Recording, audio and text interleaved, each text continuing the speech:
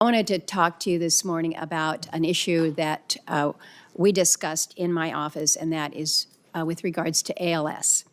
The FDA's accelerated approval pathway has really been important and I think very promising for treatments for ALS and some other rare diseases.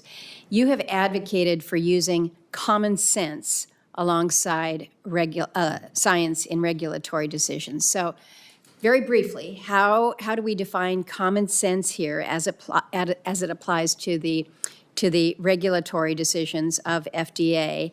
How do we make sure that ALS patients who, again, are looking at a very, very, very limited time frame, they can't wait for the traditional approval process? Give me a little bit of your view here on how you would like to proceed on these accelerating approval pathways. We have to customize the regulatory process to the condition that we're trying to be able to offer hope for. Why does it take 10 years for a drug to get approved? We in Congress have taken a number of actions to ensure that FDA's rigorous regulatory review keeps pace with the speed of science and solves problems in areas where we don't have cures or effective treatments or a means of prevention.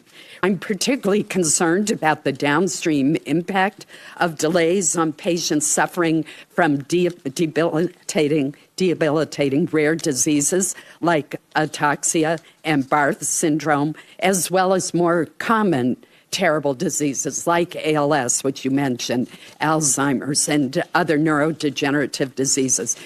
And today, you yourself talked about the need for more efficient regulatory pathways and innovative treatments for rare life-threatening diseases, particularly when there are no major safety issues and existing treatments either don't exist or they're limited. So what specifically is FDA doing under your leadership to accelerate getting new treatments for rare diseases to patients safely and as soon as possible, particularly since we have developed these accelerated pathways, particularly for those patients for which there are no treatment options now?